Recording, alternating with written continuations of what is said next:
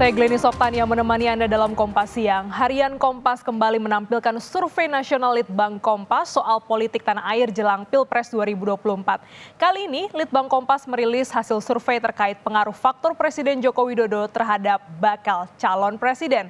Salah satu tema yang disurvei adalah soal keberlanjutan program kerja pemerintah Jokowi dan juga potensi elektabilitas capres. Dan perlu diketahui saudara, survei Litbang Kompas dibiayai sepenuhnya oleh Harian Kompas. Kita lihat data yang pertama, bagaimana tingkat keterpilihan 3 bakal capres jika memilih meneruskan program Jokowi. Ini lihat datanya saudara, ada nama Ganjar Pranowo, Prabowo Subianto dan juga Anies Baswedan. Kita lihat dari nama yang pertama yaitu Ganjar Pranowo, ini sebesar 36,9% maksud kami, Ganjar Pranowo sebesar 36,9%. Sementara jika tidak meneruskan program Jokowi, ini hasilnya adalah lebih rendah, hampir sekitar 7%, yaitu di angka 30%. Sementara untuk tema yang sama, tingkat keterpilihan Prabowo Subianto sebesar 35,4%.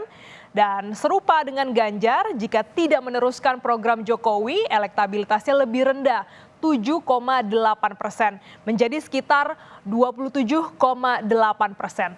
Nama yang ketiga yaitu Anies Baswedan, ini sekitar 22,1% jika meneruskan program Jokowi, dan 15,5% jika tidak meneruskan program Jokowi. Selanjutnya, saudara, hal yang menarik juga bagaimana terkait dengan simulasi dukungan Jokowi pada bakal calon presiden. Ini dia datanya. Kalau kita lihat bagaimana dukungan Jokowi kepada Ganjar Pranowo, ini sekitar elektabilitasnya adalah 34,9%. Sementara untuk ke Prabowo Subianto, ini angkanya adalah di angka 29,7%. Selanjutnya, jika kepada Anies ini sekitar 17,4%. Dan ini yang juga perlu menjadi catatan, sebanyak sekitar 18% responden tidak tahu atau tidak menjawab. Sementara dampak ke Prabowo, elektabilitasnya tadi kita lihat adalah 29,7%. Ini juga menjawab tidak tahu ya. Selanjutnya, jajak pendapat simulasi dukungan Jokowi kepada Prabowo juga dilakukan. Ini tadi kalau tadi Jokowi terhadap Ganjar, ini Jokowi terhadap Prabowo. Kira-kira elektabilitasnya adalah seperti ini saudara. Kepada Ganjar Pranowo ini elektabilitasnya adalah 30,5%. Sementara untuk Prabowo Subianto adalah 35,1%. Dan kepada Anies Baswedan adalah 17,1%. Dan juga sementara untuk hampir sama dampaknya saat simulasi dukungan Jokowi kepada Ganjar. Responden yang tidak tahu atau juga tidak menjawab ini sekitar 17,3%. Tak ketinggalan juga kita ungkap bagaimana datanya survei simulasi dukungan Jokowi kepada Anies Baswedan. Dan hasilnya ini ada di angka 30,5% elektabilitas untuk Ganjar Pranowo. Ya, selanjutnya adalah untuk Prabowo Subianto 29,9% dan dukungan Jokowi pada Anies, elektabilitas untuk Anies Baswedan adalah 20,6%. Dan ini sedangkan untuk responden yang tidak tahu atau menjawab tidak menjawab begitu ya, sebesar 19%.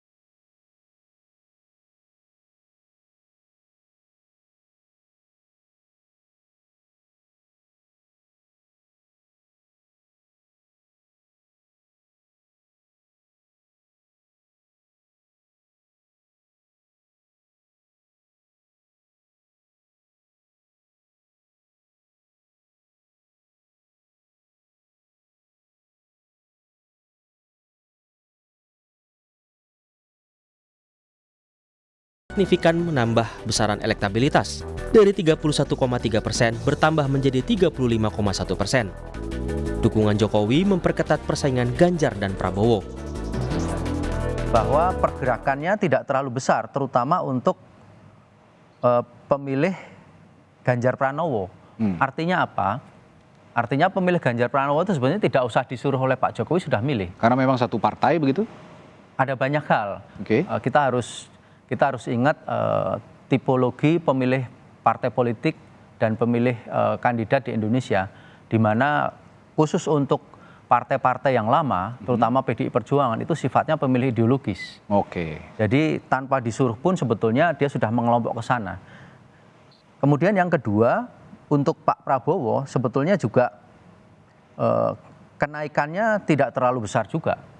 Oh, dari sekitar 5% itu nggak terlalu besar ya sebenarnya? Tidak terlalu besar, karena kalau kita pakai margin error dikali 2 plus minus, Oke. itu kan masih 5, Karena masih ada margin error itu betul, tadi. karena 265 ini 265 Baik. kali 2, Oke. jadi 5,3. Jadi sebetulnya masih masuk dalam margin error. Kemudian itu kita harus lihat juga yang tidak tahu. Ketika Jokowi memberikan rekomendasi kepada Prabowo maupun rekomendasi kepada Anies, kita harus lihat pertambahan kelompok yang ini tidak tahu. Tidak tahu atau tidak menjawab itu? Dia dari 15% naik menjadi 17% dan juga naik menjadi 19% kalau rekomendasi diberikan kepada Anies Baswedan. Artinya ada banyak juga responden yang lalu menjadi tidak punya pilihan, entah golput, entah lain-lain, tapi dia lalu tidak mencoblos atau dan seterusnya. Baik. Hanya saja, simulasi dukungan Jokowi pada Anies terbilang tidak signifikan meski terjadi kenaikan elektabilitas. Hal ini besar dipengaruhi oleh konsep perubahan yang diusung Partai Nasdem, Demokrat, dan Partai Keadilan Sejahtera. Namun, jika bakal calon presiden yang bersaing memilih meneruskan program kerja pemerintahan Jokowi, mereka berpeluang mendapat tambahan elektoral. Ketatnya elektabilitas bakal capres membuat pergeseran suara pemilih Jokowi di 2019 bisa menjadi salah satu faktor penentu. Tim Liputan, Kompas TV.